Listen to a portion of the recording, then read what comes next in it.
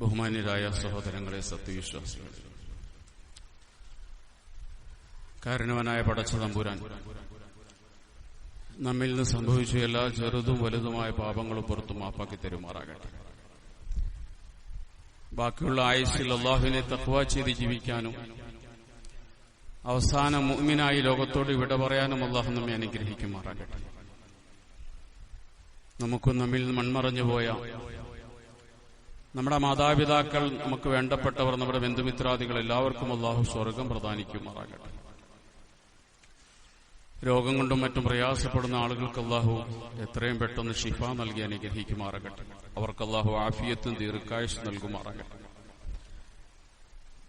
സാമ്പത്തികമായി പ്രയാസപ്പെടുന്ന ആളുകൾ, കടം കൊണ്ട് ബുദ്ധിമുട്ടുന്നവർ എല്ലാവർക്കും അല്ലാഹു കടം വീട്ടാനുള്ള മാർഗങ്ങൾ എളുപ്പമാക്കി കൊടുക്കുമാറാകട്ടെ. ജയിലുകളിൽ കഴിയുന്ന നിരപരാധികൾ, അല്ലാഹു അവർക്ക് എല്ലാവർക്കും മോചനം നൽകുമാറാകട്ടെ. പശ്ചിമേഷ്യയിൽ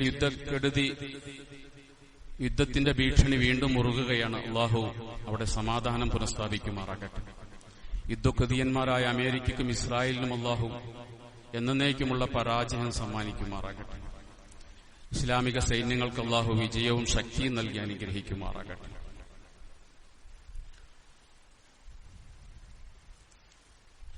ഇബ്നു ബാസ് എന്ന പേരിൽ അറിയപ്പെട്ട അബ്ദുൽ അസീസ് ഇബ്നു ബാസ് എന്ന് പറയുന്ന അറബ് ലോകത്തും ഇസ്ലാമിക ലോകത്തും അറിയപ്പെട്ടൊരു പണ്ഡിതൻ, പ്രത്യേകിച്ചും സൗദി അറേബ്യയിൽ ഏറെ പ്രശസ്തനായ, ദീർഘനാൾ സൗദി അറേബ്യയുടെ ഗ്രാൻഡ് മുഫ്തിയായിരുന്നു ഇബ്നു ബാസ്. അദ്ദേഹം 20 വയസ്സിൽ അദ്ദേഹത്തിന്റെ കാഴ്ച പൂർണ്ണമായി നഷ്ടപ്പെട്ട് 1910 ജനിച്ച് 1999 അദ്ദേഹം മരണപ്പെടുന്നത്. സൗദി അറേബ്യയുടെ ഗ്രാൻഡ് മുഫ്തി എന്ന ഉന്നത പദവിയിൽ മരണം വരെ ഉണ്ടായിരുന്ന ഒരാളാണ് അദ്ദേഹം. അദ്ദേഹത്തിന്റെ വീട്ടിലൊരിക്കൽ മോഷ്ടിക്കാൻ വേണ്ടി ഒരാൾ കയറി. അദ്ദേഹത്തിന്റെ വീടാണെന്ന് അറിഞ്ഞുകൊണ്ടല്ല മോഷ്ടാവ് ചെന്നത്.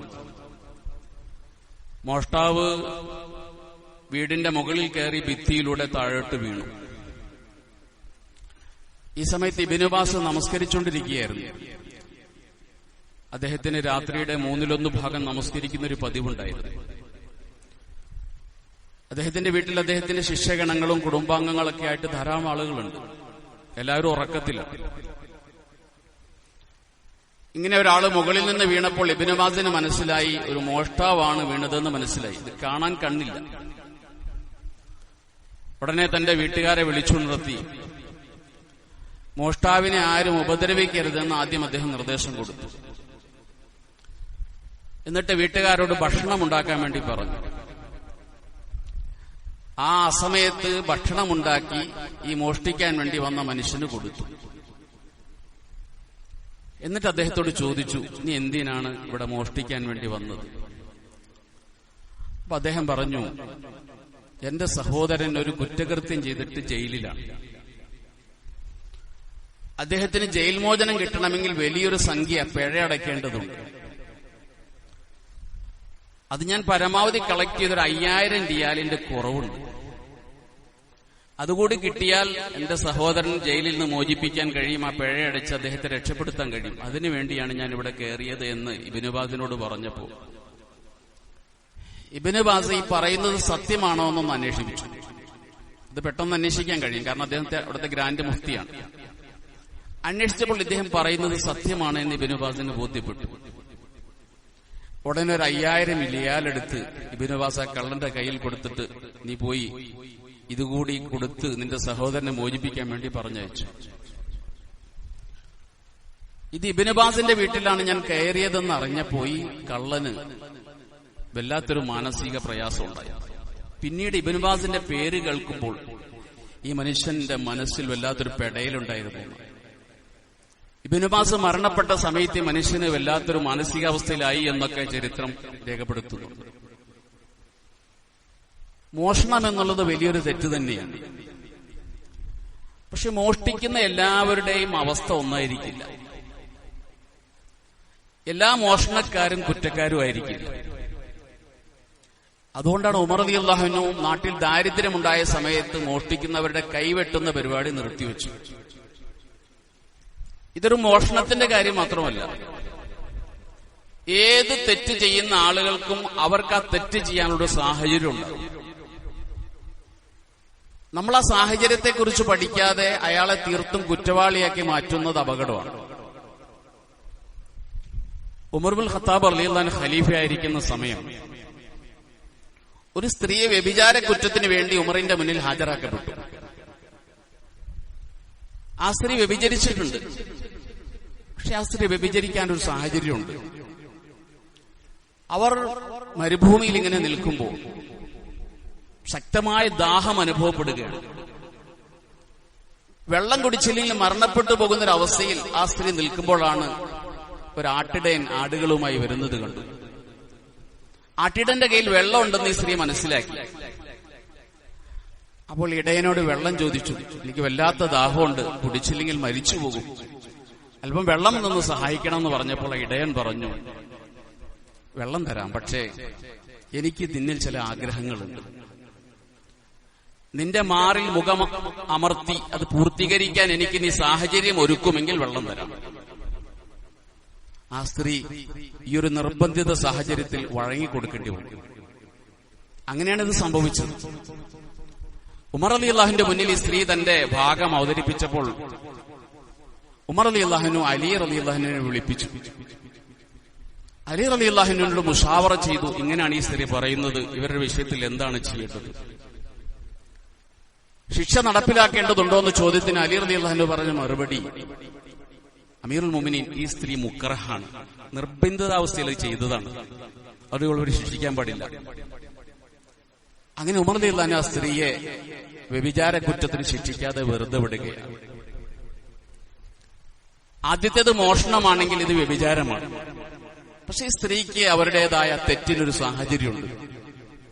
ആ സാഹചര്യം ബോധ്യപ്പെട്ടപ്പോൾ അമീറുൽ മുഅ്മിനീൻ ശിക്ഷ ഒഴിവാക്കി അവരെ വെറുതെ വിടുകയാണ്. ഇത് ഏതൊരു തെറ്റിന്റെ വിഷയത്തിലും നമുക്ക് പരിശോധിച്ചാൽ മനസ്സിലാക്കും. നാം വലിയ വലിയ കുറ്റകൃത്യങ്ങളെന്ന് മനസ്സിലാക്കുന്ന ഏത് കുറ്റകൃത്യത്തിന്റെ പിന്നിലും ആ ചെയ്യുന്ന വ്യക്തിക്ക് അതിന്റേതായ ചില സാഹചര്യങ്ങളുണ്ടാകാം. തുഫൈൽ ഇബ്നു അംറു ദൗസി എന്ന് പറയുന്ന ഒരു മനുഷ്യൻ, അദ്ദേഹം സഹാബിയാണ്, യമനിൽ നിന്ന് വന്നയാളാണ്. യമനിൽ നിന്നും തുഫൈൽ ഇബ്നു ദൗസി വരുമ്പോൾ അദ്ദേഹത്തിന്റെ കൂടെ മറ്റൊരാൾ കൂടി യമനിൽ നിന്ന് റസൂലിന്റെ അടുക്കിലേക്ക് ഹിജ്റ ചെയ്തു വന്നിട്ടുണ്ട്. രണ്ടുപേരും സഹാബാക്കളാണ്. പക്ഷെ തുഫൈലിന്റെ കൂടെ വന്നയാള് അദ്ദേഹത്തിന് മദീനയിലെ കാലാവസ്ഥ പിടിച്ചില്ല. അദ്ദേഹം ജസിയ, അദ്ദേഹം അസ്വസ്ഥനായി, കാലാവസ്ഥ പിടിക്കാതെ. യമൻകാരനാണല്ലോ. അത് കാലാവസ്ഥയിൽ പിടിച്ചു നിൽക്കാൻ കഴിയാതായപ്പോൾ അദ്ദേഹം ഒരായുധമെടുത്തുകൊണ്ട് തന്റെ കൈ മുറിച്ച് രക്തം വാർന്ന് അദ്ദേഹം ആത്മഹത്യ ചെയ്തു. തുഫൈൽ ഇബ്നു ദൗസി തന്റെ കൂട്ടുകാരനെ ഒരിക്കൽ സ്വപ്നത്തിൽ കാണുന്നുണ്ട്. ഹദീസിൽ കാണാം, നല്ല രൂപത്തിലാണ് കാണുന്നത്. ഈ ആത്മഹത്യ ചെയ്ത തന്റെ കൂട്ടുകാരനെ ഫി ഹൈഅത്തിൻ ഹസന, നല്ലൊരു രൂപത്തിലാണ് കാണുന്നത്. അപ്പോൾ ചോദിച്ചു, പക്ഷെ കൈ മാത്രം ഇങ്ങനെ മറച്ചു വെച്ചിട്ടുണ്ട്, കൈകൾ മറച്ചു വെച്ചിട്ടുണ്ട്. അപ്പോൾ തുഫൈൽ ചോദിച്ചു സ്വപ്നത്തിൽ, മാ ഫഅലല്ലാഹു ബിക, മാ സനഅ അല്ലാഹു ബിക, എന്താണ് പടച്ചോൻ നിന്നെ ചെയ്തത്? നീ ആത്മഹത്യ ചെയ്ത് പോയാളാണല്ലോ, എന്ത് ചെയ്തു പടച്ചോൻ? അപ്പോൾ അദ്ദേഹം പറഞ്ഞു സ്വപ്നത്തിൽ, ഗഫറല്ലാഹു ലി ബി ഹിജ്റത്തി ഇല നബി സല്ലല്ലാഹു അലൈഹി വസല്ലം, ഞാൻ നബി തങ്ങളുടെ അടുക്കലേക്ക് ഹിജ്റ ചെയ്തു വന്ന കാരണത്താൽ അള്ളാഹു എനിക്ക് പുറത്തു തന്നു, പടച്ചോൻ എനിക്ക് പുറത്തു തന്നു, അതിന് അള്ളാഹു എന്റെ ഹിജ്റ പരിഗണിച്ചു. അപ്പോൾ ചോദിച്ചു, എന്താണ് നീ കൈ ഇങ്ങനെ മൂടി വെച്ചിരിക്കുന്നത്? ആ കൈ അള്ളാഹു ശരിയാക്കി തന്നില്ല, പടച്ചോൻ എന്നോട് പറഞ്ഞു, ലൻ ഉസ്ലിഹ മാ അഫ്സത്ത, നീയല്ലേ അത് നശിപ്പിച്ചത്, ഞാനിപ്പോൾ തൽക്കാലം അത് നേരെയാക്കുന്നില്ല എന്ന് പടച്ചോൻ എന്നോട് പറഞ്ഞു എന്നും സ്വപ്നത്തിലൂടെ തുഫൈലിനോട് തന്റെ കൂട്ടുകാരൻ പറഞ്ഞു. നബി സല്ലല്ലാഹു അലൈഹി വസല്ലം ജീവിച്ചിരിക്കുന്ന സമയം തുഫൈൽ റളിയല്ലാഹു അൻഹു ഈ സ്വപ്നം ചെന്ന് നബിയോട് പറഞ്ഞു. സഹാബാക്കൾ കാണുന്ന സ്വപ്നം, ആ സ്വപ്നം നബി അംഗീകരിച്ചാൽ അത് യാഥാർത്ഥ്യമാണ്. തുഫൈൽ തന്റെ സ്വപ്നം ചെന്ന് നബി സല്ലല്ലാഹു അലൈഹി വസല്ലമയോട് പറഞ്ഞപ്പോൾ നബി സല്ലല്ലാഹു അലൈഹി വസല്ലം തങ്ങൾ ഇങ്ങനെ പ്രാർത്ഥിച്ചു എന്നാണ്, അല്ലാഹുമ്മ വലി യദൈഹി ഫഗ്ഫിർ, പടച്ചോനെ ആ മനുഷ്യന്റെ കൈക്കും കൂടി ഇത് പുറത്തു കൊടുക്കുക. അദ്ദേഹത്തിന് പുറത്തു കൊടുക്കുക, കൈക്കും കൂടി നീ പുറത്തു കൊടുക്കുക. ആ കൈ അദ്ദേഹം മുറിച്ചു കളഞ്ഞ കാരണത്താലാണല്ലോ നീ കൈപ്പ് ഇങ്ങനെ മൂടി വെച്ചിരിക്കുന്നത്. ആ കൈക്ക് കൂടി നീ പുറത്തു കൊടുക്കണേ എന്ന് നബി സല്ലല്ലാഹു അലൈഹി വസല്ലം തങ്ങൾ പ്രാർത്ഥിച്ചതായി ഹദീസിൽ നമുക്ക് കാണാൻ കഴിയും. ഇവിടെ ആത്മഹത്യ എന്ന് പറയുന്നത് വലിയ കുറ്റമാണ്, വലിയ അപരാധമാണ്. നരകപ്രവേശനത്തിന് കാരണമാകുന്ന അപരാധമാണ് ആത്മഹത്യ എന്നുള്ളത്. ആ മനുഷ്യനെയാണ് ഈ സ്വപ്ന ദർശനം ഉണ്ടാകുന്നതും പ്രവാചകൻ സഹസംഘടനകൾ അത് അവതരിപ്പിക്കുന്നതും പ്രവാചകൻ ആ സ്വപ്നത്തെ അംഗീകരിക്കുന്നു. ഇതിങ്ങനെ പറഞ്ഞുപോലെ ഏതൊരു തെറ്റിന്റെയും കുറ്റത്തിന്റെയും വിഷയത്തിൽ കാര്യങ്ങൾ എങ്ങനെയാണ്? ആത്മഹത്യ ഒരിക്കലും നടക്കാൻ പാടില്ലാത്ത, പ്രത്യേകിച്ച് മുസ്ലിം സമൂഹത്തിൽ നടക്കാൻ പാടില്ലാത്ത ഒന്നാണ് ആത്മഹത്യ. ഒരു കാലത്ത് മുസ്ലിം സമൂഹത്തിൽ അത് വളരെ കുറവുമായിരുന്നു. ഇന്നും താരതമ്യേന കുറവ് തന്നെയാണ്. എന്നാൽ പോലും അതിന്റെ തോതിൽ വ്യത്യാസങ്ങൾ വന്നിട്ടുണ്ട്. കണക്കനുസരിച്ച് ലോകത്ത് ഒരു വർഷം 7 ലക്ഷം ആളുകൾ ആത്മഹത്യ ചെയ്യുന്നുണ്ടെന്നാണ്. ഇന്ത്യയിൽ 1.25 ലക്ഷം ആളുകൾ ഇന്ത്യയിൽ ഒരു വർഷം ആത്മഹത്യ ചെയ്യാറുണ്ട്. കേരളത്തിൽ 10,000-ഓളം ആളുകൾ 2024 കണക്കനുസരിച്ച് ആത്മഹത്യ നടന്നിട്ടുണ്ടെന്ന് പറയുന്നു. കേരളം ഇന്ത്യയിൽ വിദ്യാഭ്യാസ രംഗത്തൊക്കെ വളരെ മുന്നിൽ നിൽക്കുന്ന സംസ്ഥാനമാണെങ്കിൽ പോലും ആത്മഹത്യയുടെ വിഷയത്തിൽ 4ാം സ്ഥാനം കേരളത്തിനുണ്ട്. സിക്കിം, ആൻഡമാൻ നിക്കോബാർ, ത്രിപുര കഴിഞ്ഞാൽ കേരളമാണ് 4ാം സ്ഥാനത്ത് വരിക. ഈ ആത്മഹത്യയെ സംബന്ധിച്ചിടത്തോളം മുസ്ലിം സമൂഹത്തിൽ ആത്മഹത്യ കുറവാണ്. കൊല്ലം ജില്ലയിലാണ് കേരളത്തിൽ ഏറ്റവും കൂടുതൽ ആത്മഹത്യ നടക്കുക. മലപ്പുറം ജില്ലയിലാണ് ഏറ്റവും കുറവ് നടക്കുക. അത് നമ്മുടെ മതം ചെലുത്തുന്ന സ്വാധീനമാണ്. മതവിശ്വാസം മനുഷ്യനിൽ ചെലുത്തുന്ന സ്വാധീനമാണ് മുസ്ലിം സമൂഹത്തിൽ ഈ ആത്മഹത്യ കുറഞ്ഞു വരുന്നു എന്നുള്ളത്. പക്ഷെ പലപ്പോഴും ചില ദുർബല നിമിഷങ്ങളിൽ നമ്മൾ പ്രതീക്ഷിക്കാത്ത ആളുകളിൽ നിന്ന് ആത്മഹത്യ സംഭവിക്കാറുണ്ട്. അത്തരം ആളുകൾ ചെയ്യുന്ന ആത്മഹത്യകൾ സമൂഹത്തിൽ വല്ലാതെ ദുസ്വാധീനം ചെലുത്തും. നിങ്ങൾ ഓർക്കുന്നുണ്ടാവും ഓർക്കിഡ് ഗ്രൂപ്പ് ചെയർമാന്റെ ആത്മഹത്യ. ജമാഅത്തെ ഇസ്ലാമിയുടെ പ്രവർത്തകൻ എന്നൊക്കെ അറിയപ്പെട്ടിരുന്ന, വലിയ ഷെയറുകൾ സ്വീകരിച്ചുകൊണ്ട് തന്റെ ഇടപാടുകൾ പൊട്ടിപ്പോയ സമയത്ത് അദ്ദേഹം ചെയ്ത ആത്മഹത്യ ഓർക്കുന്നുണ്ടാകും. അദ്ദേഹം സുബഹി പള്ളിയിൽ ജമാഅത്തായി നമസ്കരിച്ചിട്ട് വന്ന് ലോഡ്ജിൽ റൂമെടുത്ത് 8:30 മണിക്ക് എന്നെ വിളിക്കണമെന്ന് പറഞ്ഞ് ഏൽപ്പിച്ചിട്ടാണ് അദ്ദേഹം ആത്മഹത്യ ചെയ്യുന്നത്. നിസ്കാരമില്ലാത്തയാളായിരുന്നു. പക്ഷേ കടബാധ്യതകളേറി പിടിച്ചു നിൽക്കാൻ കഴിയാത്തൊരു ദുർബല നിമിഷത്തിൽ ആത്മഹത്യ സംഭവിക്കുകയാണ്. ആത്മഹത്യ ഇത്ര വലിയ കുറ്റമായിരിക്കുമ്പോൾ തന്നെ ആത്മഹത്യ ചെയ്യുന്ന ആളുകൾ എല്ലാവരും നരകത്തിലാണെന്നും അവരൊക്കെ കാലാകാലം നരകത്തിൽ കിടക്കേണ്ടവരാണെന്നും പടച്ചോൻ ഒരിക്കലും അവർക്ക് പുറത്തു കൊടുക്കൂല എന്നൊന്നും വിധിയെഴുതാൻ നമുക്ക് കഴിയില്ല. ഏതൊരു തെറ്റിനും തെറ്റ് ചെയ്യുന്ന വ്യക്തിക്ക് അതിന്റേതായ സാഹചര്യങ്ങളുണ്ടാകും. പടച്ചതമ്പുരാൻ അതുകൂടി പരിഗണിക്കും. ആത്മഹത്യ ചെയ്യുന്ന ആൾ ഒരുപക്ഷെ അവസാനം അവന്റെ ബോധവും ബുദ്ധിയും നഷ്ടപ്പെട്ടിട്ടുണ്ടാകാം. അതവൻ മുക്കല്ലഫായിരിക്കില്ല, ഭ്രാന്തനായി മാറിയിട്ടുണ്ടാകാം. അങ്ങനെയുള്ള ഒരാളെ സംബന്ധിച്ചിടത്തോളം അള്ളാഹുവിന്റെ വിധിവിലക്കുകൾ അവന് ബാധകമല്ല. ബുദ്ധിയില്ലാത്ത ഒരാൾക്ക് ഒരു വിധിവിലക്കും ബാധകമല്ല.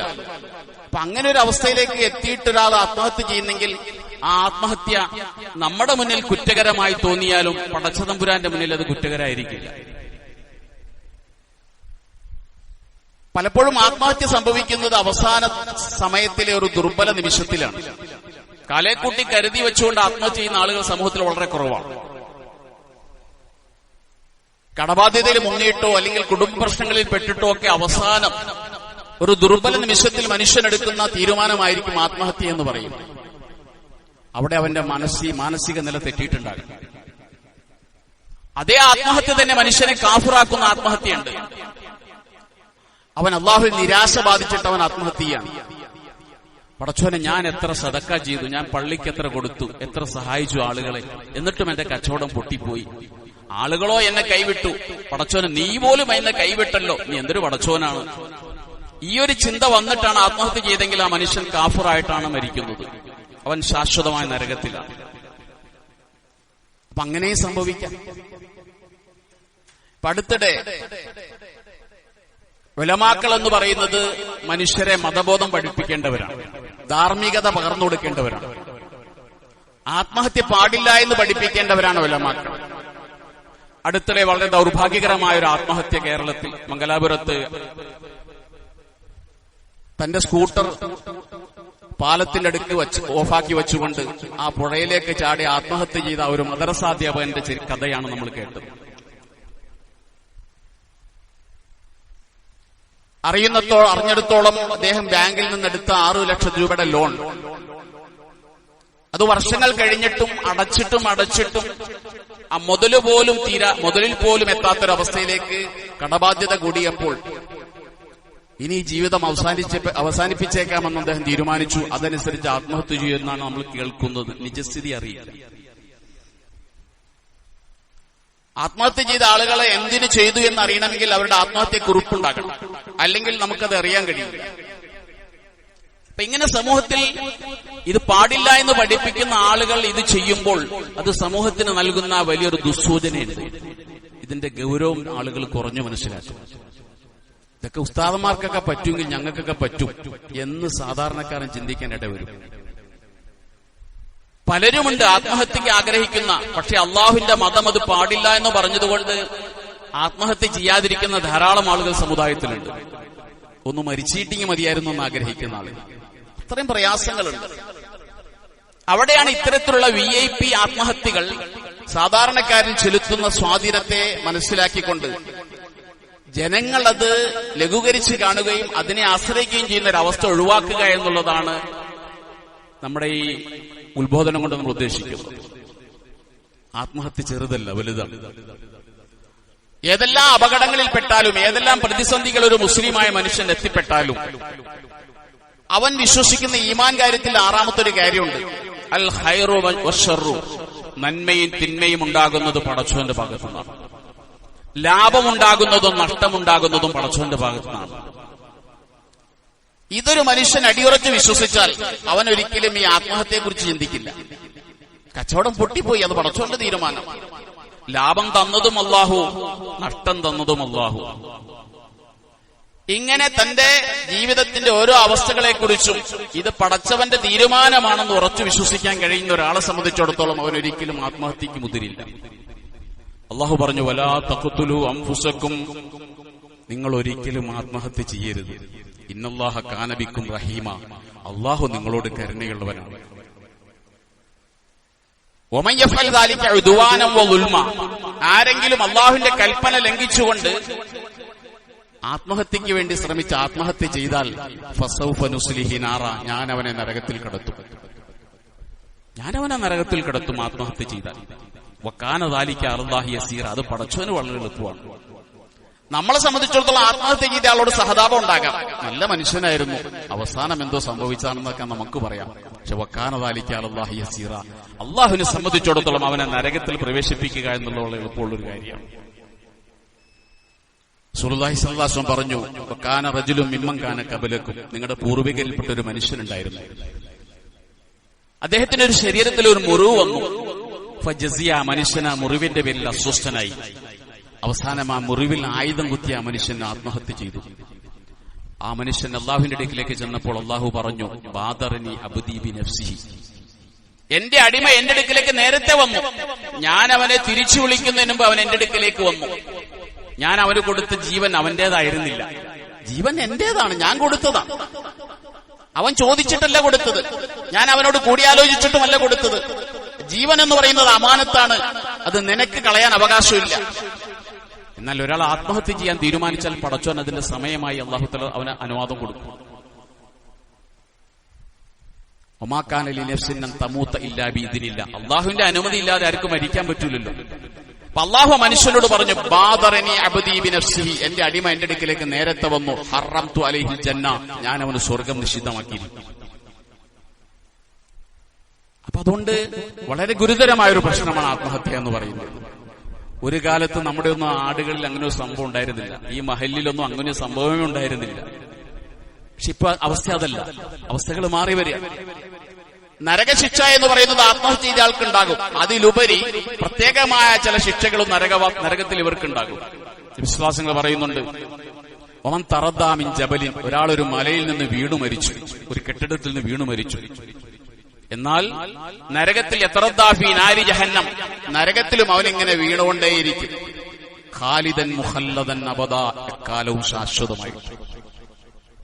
ഒമൻ തഹസ്സാ സുമ്മൻ, ഒരാൾ വിഷം കഴിച്ചു മരിച്ചു, എന്നാൽ ഒഫിയദിഹി, നരകത്തിലെത്തുമ്പോൾ അവന്റെ കയ്യിൽ ആ വിഷമുണ്ടായിരിക്കും, അവനതിങ്ങനെ കുടിച്ചുകൊണ്ടേയിരിക്കും. ആ ആത്മഹത്യയുടെ എല്ലാ പ്രയാസങ്ങളും ആ മനുഷ്യൻ അനുഭവിച്ചുകൊണ്ടേയിരിക്കും. ഒരു മനുഷ്യൻ ആയുധം കൊണ്ട് തന്റെ ശരീരത്ത് കുത്തി ആത്മഹത്യ ചെയ്താൽ നരകത്തിൽ അവന് ആയുധം കൊടുക്കപ്പെടും. അവനവന്റെ ശരീരത്തേക്ക് കുത്തിക്കൊണ്ടേയിരിക്കും. ആ മരണത്തിന്റെ എല്ലാവിധ വെപ്രാളങ്ങളും പ്രയാസങ്ങളും ആ മനുഷ്യൻ അനുഭവിച്ചുകൊണ്ടേയിരിക്കും. ഖാലിദൻ മുഖല്ലദൻ അബദാ, കാലാകാലത്തേക്ക് ശാശ്വതമായി. അതുകൊണ്ട് അതീവ ഗൗരവതരമായ ഒരു വിഷയമാണ് ആത്മഹത്യ എന്ന് പറയുന്നത്. ഒരു വിശ്വാസിയെ സംബന്ധിച്ചിടത്തോളം എന്തെല്ലാം പ്രതിസന്ധികളിൽ പെട്ടാലും അതൊക്കെ പടച്ചവന്റെ ഭാഗത്തുള്ള തീരുമാനമാണെന്ന് മനസ്സിലാക്കി ക്ഷമിക്കാനും സഹിക്കാനും പിടിച്ചു നിൽക്കാനും അവന് കഴിയണം. അതിനാണ് ഈമാൻ എന്ന് പറയുന്നത്. ഏറ്റവും കൂടുതൽ ആത്മഹത്യ നടക്കുന്നത് കടബാധ്യതയുടെ പേരിലാണ്. കടങ്ങൾ ഇങ്ങനെ പേറി കഴിയുമ്പോൾ, കൊടുക്കാൻ നിവൃത്തിയില്ലാതെ വരുമ്പോൾ അവസാനം അവൻ ഒരു ചാൺ കയറി, ഒരു തുണ്ട് കയറിൽ അവൻ അവന്റെ ജീവൻ അവസാനിപ്പിക്കും. അവൻ വിചാരിക്കുന്നത് ഇങ്ങനെ മരിച്ചു കഴിഞ്ഞാൽ രക്ഷപ്പെട്ടു എന്നാണ്. ആത്മഹത്യ ഒന്നിനും പരിഹാരമല്ല. ആത്മഹത്യ പരിഹാരമല്ല, കൂടുതൽ പ്രശ്നങ്ങളിലേക്കാണ് മനുഷ്യനെ എത്തിക്കുക. ഒരു പ്രശ്നത്തിനും ആത്മഹത്യ പരിഹാരമല്ല. കടബാധ്യതയുള്ള മനുഷ്യൻ മരിച്ചുപോയി, അവൻ കടത്തിൽ നിന്ന് രക്ഷപ്പെട്ടോ? പടച്ചോനടുക്കൽ ഒരിക്കലും രക്ഷപ്പെടൂല. അല്ലാഹു സുബ്ഹാനഹു വ തആല ഈ കടം വീട്ടാതെ, ഈ കടബാധ്യത വീട്ടാതെ അവൻ ഒരിക്കലും പരലോകത്ത് വിടൂല. നബി സല്ലല്ലാഹു അലൈഹി വസല്ലം പറയുന്നുണ്ട്, നിങ്ങൾ നിങ്ങളുടെ കടബാധ്യതകൾ വീട്ടിയിട്ട് വേണം മരിച്ചു പോകാൻ, ഇല്ലെങ്കിൽ അവിടെ വെച്ച് വിട്ടേണ്ടി വരും. വലൈസ സമ്മ ദീനാറും വല ദിർഹമുൻ, പരലോകത്ത് നിങ്ങൾക്ക് കൊടുക്കാൻ ദീനാറും ദിർഹമും കയ്യിലുണ്ടാകില്ല. നിങ്ങൾ കൊടുക്കേണ്ടി വരും നിങ്ങളുടെ അമലുകളായിരിക്കും. അമലുകൾ തിരിച്ചു കൊടുക്കേണ്ടി വരും. അതുകൊണ്ട് കടബാധ്യതയുള്ള മനുഷ്യൻ മരിച്ചതുകൊണ്ട് കടബാധ്യതയിൽ നിന്ന് രക്ഷപ്പെടൂല, പരലോകത്ത് കൊടുക്കേണ്ടി വരും. ഇനി കടബാധ്യത പേറിയെന്ന് വിചാരിക്കാൻ എന്താ ഇവിടെ നടക്കാനുള്ളത്? കടം കിട്ടാനുള്ള ആളുകൾ നമുക്കെതിരെ കേസ് കൊടുക്കും.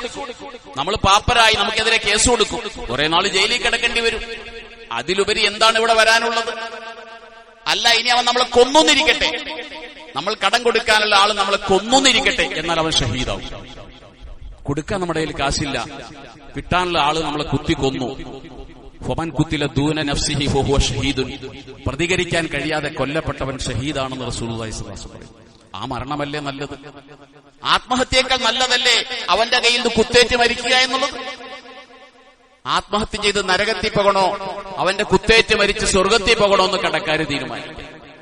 അതുപോലെ തന്നെ കടം എന്ന് പറയുന്ന അതീവ ഗൗരവമായ ഒരു വിഷയത്തിൽ നമുക്ക് ശ്രദ്ധ വേണം. കടം ഒരു ചെറിയ വിഷയമല്ല. കടം രക്തസാക്ഷിക്ക് പോലും അള്ളാഹു പുറത്തു കൊടുക്കാത്തതാണ് കടമെന്ന് പറയുന്നത്. മുഹമ്മദ് ബിൻ അബ്ദുല്ലാഹ് റളിയല്ലാഹു തആല അൻഹു പറയുന്നുണ്ട്, ഒരിക്കൽ റസൂലുള്ളാഹി സ്വല്ലല്ലാഹു അലൈഹി വസല്ലം പള്ളിയിൽ ജനാസ വെക്കുന്ന ഒരു സ്ഥലമുണ്ട്. ആ സ്ഥലത്ത് ഇരിക്കുകയാണ്. അവിടെ ഇരുന്നിട്ട് റസൂൽ സ്വല്ലല്ലാഹു അലൈഹി വസല്ലം വിഷമിച്ചുകൊണ്ട് ഇങ്ങനെ മുകളിലേക്ക് കണ്ണുയർത്തി, പിന്നെ കണ്ണ് താഴോട്ട് താഴ്ത്തി. എന്നിട്ട് പ്രവാചകൻ ഇങ്ങനെ വിഷമിച്ചിരിക്കുന്ന ആളെ പോലെ തന്റെ കൈ ഇങ്ങനെ നെറ്റിയിൽ വെച്ചു. എന്നിട്ട് പറഞ്ഞു, സുബ്ഹാനല്ലാഹ് മാ നസല മിന തശ്ദീദ്, എന്തൊരു ഗൗരവമാണ് ഈ ഇറങ്ങിയിരിക്കുന്നത് എന്ന് റസൂൽ സ്വല്ലല്ലാഹു അലൈഹി വസല്ലം പറഞ്ഞു. ഞങ്ങൾക്ക് മനസ്സിലായി റസൂലിന് വഹി ഇറങ്ങുന്ന സമയമാണ്. ഞങ്ങളൊന്നും അപ്പൊ ചോദിച്ചില്ല. മുഹമ്മദ് ബിൻ അബ്ദുല്ലാഹ് റളിയല്ലാഹു അൻഹു പറയാണ്, പിറ്റേന്ന് ഞാൻ റസൂലിനോട് ചോദിച്ചു, റസൂലെ ഇന്നലെ എന്തായിരുന്നു ഒരു ഗൗരവമായ നിയമം താങ്കൾക്ക് ഇറങ്ങിയത്? താങ്കൾ വല്ലാതെ പ്രയാസപ്പെട്ടിരിക്കുന്ന കണ്ടല്ലോ. അപ്പോൾ നബി സല്ലല്ലാഹു അലൈഹി വസല്ലം പറഞ്ഞു, ഫിദ്ദൈൻ, കടത്തിന്റെ വിഷയത്തിൽ.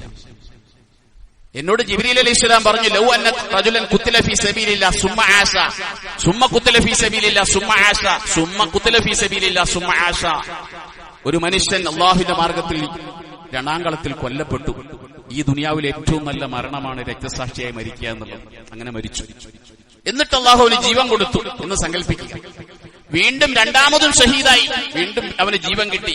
മൂന്നാമതും ഷഹീദായി, പിന്നെയും അവന് ജീവൻ കിട്ടിയാൽ പോലും, 3 പ്രാവശ്യം ഈ ഭൂമി ലോകത്തെ രക്തസാക്ഷിത്വത്തിന് അവകാശം കിട്ടിയാൽ പോലും, വാലൈഹി ദൈനുൻ, അവന്റെ മേൽ കടബാധ്യതയുണ്ടെങ്കിൽ മാ ദഖലൽ ജന്ന, അവൻ സ്വർഗത്തിൽ കടക്കുകയില്ല. സ്വർഗത്തിൽ കടക്കൂല. കടം അല്ലാഹു പൊറുക്കൂല. കടം നമ്മൾ പൊറുക്കണം. ഇപ്പൊ മയ്യത്ത് കൊണ്ടുവച്ച് കഴിഞ്ഞാൽ ഒരു പുതിയ രീതിയുണ്ട്. മയ്യത്തിന് എന്തെങ്കിലും കടബാധ്യത ഉണ്ടെങ്കിൽ മക്കളെ ഏറ്റിട്ടുണ്ടെന്ന് ഉസ്താദിനെ കൊണ്ട് പറയിപ്പിക്കുക. സത്യത്തിൽ എന്തിനാണത് പറയിപ്പിക്കുന്നത്? പൊരുത്തപ്പെടണമെന്ന് പറയിപ്പിക്കുക. എന്തിനാണത് പറയിപ്പിക്കുന്നത്? പൊരുത്തപ്പെടണമെന്ന് പറയേണ്ടത് ഈ കിടക്കുന്ന മനുഷ്യനാണ്. ജീവിച്ചിരുന്ന കാലത്ത് പറയണം. പെട്ടെന്ന് മരിച്ചതാണെങ്കിൽ മനസ്സിലാക്കാം, ഒരു അറ്റാക്ക് ഉണ്ടായി, ഒരു ആക്സിഡന്റ് ഉണ്ടായി, പെട്ടെന്ന് മരിച്ചുപോയി, അവസരം കിട്ടിയില്ല, മനസ്സിലാക്കാം. വർഷങ്ങളോളം രോഗിയായി കിടന്നൊരു മനുഷ്യനെ മയ്യത്തൂടെ കൊണ്ടുവച്ചിട്ട് പൊരുത്തപ്പെടണമെന്ന് ഞാൻ പറയുന്നതിൽ എന്ത് അർത്ഥമാണുള്ളത്? അള്ളാഹു മനുഷ്യന് അവസരം കൊടുത്തില്ലേ? രോഗിയായി കിടന്നില്ലേ? ആരോടാണ് പ്രശ്നങ്ങൾ അയാൾക്കറിയില്ലേ? ഇന്ന് ടെലിഫോൺ ചെയ്ത് പറയാനുള്ള സൗകര്യമില്ലേ? ആളുകളെ, പ്രശ്നമുള്ള ആളുകളെ വീട്ടിൽ വിളിച്ചു വരുത്തി, പോകാൻ കഴിയില്ലെങ്കിൽ വിളിച്ചു വരുത്തി പൊരുത്തപ്പെടിപ്പിക്കണം, അല്ലെങ്കിൽ ഫോൺ ചെയ്ത് പറഞ്ഞ് പൊരുത്തപ്പെടിപ്പിക്കണം. ഇതൊന്നും ചെയ്യാതെ മയ്യത്ത് പള്ളിയിൽ കൊണ്ടുവച്ചിട്ട് പൊരുത്തപ്പെടണം എന്ന് പറയുന്നതിൽ എന്ത് കഥയാണുള്ളത്? കടബാധ്യത. എന്തിനാണ് ഈ മക്കള് കടബാധ്യത ഏക്കണത്? മക്കളെ ഏറ്റില്ലെങ്കിൽ മക്കൾക്ക് ബാധ്യത ഉണ്ടാവൂലേ? ഈ മരണപ്പെട്ട മനുഷ്യന് എന്തെങ്കിലും അനന്തര സ്വത്ത് ബാക്കിയുണ്ടെങ്കിൽ ഒരു മക്കളും ഏക്കണ്ട, അനന്തരാവകാശം കിട്ടുന്ന ആരും ഏക്കേണ്ട കാര്യമില്ല. ഏറ്റില്ലെങ്കിലും അവന്റെ കടബാധ്യത അതിലുണ്ട്, കൊടുത്തേ പറ്റൂ. ഈ മയ്യത്തിന് താമസിക്കാൻ ഒരു വീടുണ്ടെങ്കിൽ പോലും ആ വീട് പോലും കടക്കാരന്റേതാണ്, മക്കളുടെ അല്ല. കടം വീട്ടിയിട്ടും വസിയത്ത് നടപ്പിലാക്കിയിട്ടേ വീതിക്കാൻ പാടുള്ളൂ. പിന്നെന്തിനാ മക്കളെ ഏക്കണത്? മക്കളെ ഏക്കേണ്ട ഒരു കാര്യമില്ല. മക്കളെ ഏറ്റു എന്ന് പറയുന്നതിൽ പ്രത്യേകിച്ച് കഥയൊന്നുമില്ല. അതുകൊണ്ട് കടബാധ്യത എന്നുള്ളത് ജീവിതകാലത്ത് നമ്മൾ വീട്ടേണ്ട ഒരു കാര്യമാണ്. ജാബിർ റളിയല്ലാഹു അൻഹു പറയാണ്, റസൂലുള്ളാഹി സ്വല്ലല്ലാഹു അലൈഹി വസല്ലം, ഞങ്ങളൊരാൾ മരണപ്പെട്ടു, ഞങ്ങൾ അദ്ദേഹത്തെ കുളിപ്പിച്ചു, കഫൻ ചെയ്തു, മയ്യത്ത് കൊണ്ടുപോയി വെച്ചു. റസൂലിനോട് ചെന്ന് പറഞ്ഞു, റസൂൽ ഒരു മയ്യത്തുണ്ട്, നിസ്കരിക്കണം എന്ന് പറഞ്ഞു. പ്രവാചകൻ മുന്നോട്ട് വന്നു, എന്നിട്ട് ചോദിച്ചു, അലൈഹി ദൈനുൻ, ഇയാൾക്ക് കടമുണ്ടോന്ന് ചോദിച്ചു. പറഞ്ഞു, ദീനാറാനി, 2 ദീനാറ് കടമുണ്ടെന്ന് പറഞ്ഞു. റസൂൽ സല്ലല്ലാഹു അലൈഹി വസല്ലം പറഞ്ഞു, സല്ലു അലാ സാഹിബിക്കും, എന്നാ നിങ്ങൾ നിസ്കരിച്ചോ. ഞാൻ ഇല്ല. അപ്പോൾ ആ കൂട്ടത്തിലുണ്ടായിരുന്ന ഒരു സഹാബി അബൂ ഖത്താദ റളിയല്ലാഹു അൻഹു എഴുന്നേറ്റ് എന്ന് പറഞ്ഞു, അലയ്യ ദീനാറാനി യാ റസൂൽ, അയാളുടെ 2 ദീനാർ കടം ഞാൻ ഏറ്റു റസൂൽ, ഞാൻ ഏറ്റു. അപ്പോൾ തിരിച്ചു പോകാൻ നിന്ന റസൂല് ആ മയ്യത്തിനുവേണ്ടി നിസ്കരിച്ചു. അങ്ങനെ പിറ്റേന്ന് അബൂ ഖത്താദയെ കണ്ടപ്പോൾ റസൂൽ സല്ലല്ലാഹു അലൈഹി വസല്ലം ചോദിച്ചു, മാ ഫഅല ദീനാറാനി, നീ ഇന്നലെ നിസ്കരിച്ച മയ്യത്തിന്റെ 2 ദീനാർ കടം നീ ഏറ്റല്ലോ, അത് വീട്ടിയെന്ന് ചോദിച്ചു. അബൂ ഖത്താദ റളിയല്ലാഹു അൻഹു പറഞ്ഞു, ഞാൻ പറഞ്ഞു, മാത്ത അംസി, ഇന്നലെ മരിച്ചല്ലേ ഉള്ളൂ നബി, ഇന്നലെ അങ്ങ് മരിച്ചല്ലേ ഉള്ളൂ, സമയമുണ്ടല്ലോ. അപ്പോൾ റസൂൽ സല്ലല്ലാഹു അലൈഹി വസല്ലം അത് ഇഷ്ടപ്പെട്ടില്ല. പെട്ടെന്ന് ജാബിർ റളിയല്ലാഹു അബൂ ഖത്താദ റളിയല്ലാഹു അൻഹു ആ 2 ദീനാർ കടം വീട്ടിന്ന് റസൂലിനോട് പറഞ്ഞപ്പോൾ റസൂൽ സല്ലല്ലാഹു അലൈഹി വസല്ലം പറഞ്ഞു, അൽ ആന ബറദത്ത് ജിൽദത്തുഹു, ഇപ്പോഴാണ് ആ മനുഷ്യന്റെ തൊലിയിലേക്ക് എന്തെങ്കിലും ഒരു നനവെത്തിയത്. ആലോചിച്ചു. ഈ മനുഷ്യൻ ഇതേവരെ കബറിൽ വല്ലാത്ത പ്രയാസത്തിലായിരുന്നു. നീ ആ 2 ദീനാറിന്റെ കടം വീട്ടിയപ്പോഴാണ് ആ മനുഷ്യന്റെ തൊലിക്ക് അല്പം നനവെത്തിയത്. അതുകൊണ്ട് ലക്ഷങ്ങളും കോടികളൊക്കെ കടം വരുത്തി വെച്ചിട്ട് വെറുതെ ഇവിടെ നിന്നൊരു ഫോർമാലിറ്റിക്ക് പറഞ്ഞാൽ പോരാ, കടം വീട്ടണം. കടം വീട്ടിയിൽ കബറിൽ രക്ഷയുണ്ടാവില്ല. റസൂൽ സല്ലല്ലാഹു അലൈഹി വസല്ലം കടക്കാരുടെ പേരിൽ നിസ്കരിക്കാറുണ്ടായിരുന്നില്ല ആദ്യകാലത്ത്. ആത്മഹത്യ ചെയ്ത മയ്യത്തുകളുടെ പേരും റസൂലുള്ളാഹി സ്വല്ലല്ലാഹു അലൈഹി വസല്ലം നിസ്കരിക്കാറുണ്ടായിരുന്നില്ല. കാരണം അള്ളാഹുവിന്റെ റസൂൽ ഈ മനുഷ്യന് പുറത്തു കൊടുക്കണേന്ന് പറഞ്ഞാൽ അള്ളാഹ് പുറത്തു കൊടുക്കണം. അള്ളാഹ് പുറത്തു കൊടുക്കൂല. അങ്ങനെയുള്ള ആൾക്ക് വേണ്ടി റസൂൽ എങ്ങനെയാണ് അല്ലാഹുമ്മ ഗ്ഫിർ ലഹു എന്ന് പറയുക? അതുകൊണ്ട് അതീവ ഗൗരവമായ ഒരു വിഷയമാണ് കടബാധ്യത. നമ്മളെല്ലാവരും ആ വിഷയത്തിൽ ശ്രദ്ധാലുക്കളായിരിക്കണം. കടമെന്ന് പറയുമ്പോൾ ആരുടെത്തിലും കാശായിട്ട് മേടിച്ചത് മാത്രമല്ല, പലചരക്കടന്ന് സാധനം മേടിച്ചത്, ചായക്കടന്ന് ചായ കുടിച്ചത്, വാടക കൊടുക്കാനുള്ളത്. നമ്മളൊരു അവധി പറഞ്ഞ ഒരാളുടെ അടുത്ത് പൈസ മേടിച്ചാൽ അവധി കഴിഞ്ഞാൽ പിന്നെ അത് ഉപയോഗിക്കൽ തെറ്റാണ്. അടുത്ത മാസം 30-ാം തീയതി തന്നേക്കാന്ന് പറഞ്ഞ് മേടിച്ചാൽ അടുത്ത മാസം 30-ാം തീയതി വരെ ഉപയോഗിക്കാനേ അനുവാദമുള്ളൂ. 31-ാം തീയതി അല്ലെങ്കിൽ 1-ാം തീയതി ആ പൈസ ഉപയോഗിച്ച് കച്ചവടം ചെയ്യാൻ പാടില്ല. ആ കടം വാങ്ങിയ പൈസ ഉപയോഗിച്ച് കച്ചവടം ചെയ്യാൻ പാടില്ല. കാരണം അയാൾക്ക് പൊരുത്തമില്ല. 1-ാം തീയതി വാടക കൊടുക്കേണ്ട റൂമിൽ വാടക കടമാക്കിക്കൊണ്ട് താമസിക്കാൻ പാടില്ല. കാരണം കടയുടമയ്ക്ക് പൊരുത്തമില്ല, വീട്ടുടമയ്ക്ക് പൊരുത്തമില്ല. കടബാധ്യത എന്ന് പറഞ്ഞാൽ ഇത്തരത്തിൽ എല്ലാ വിഷയങ്ങളിലും ഇത് ബാധിക്കുന്ന ഒരു കാര്യമാണ്. അതുകൊണ്ട് ഇത്തരത്തിലുള്ള കടബാധ്യതകളുടെ ഗൗരവം നമ്മൾ മനസ്സിലാക്കണം. ഒരിക്കലും കടത്തിന്റെ പേരിൽ ആത്മഹത്യ ചെയ്യേണ്ട ഒരു അവസ്ഥ നമ്മളിൽ ആർക്കും ഉണ്ടാകരുത്. പടച്ച തമ്പുരാൻ കാത്തുരക്ഷിക്കുമാറാകട്ടെ. വാഹിറു ദഅ്വതി അൽഹംദുലില്ലാഹി റബ്ബിൽ ആലമീൻ.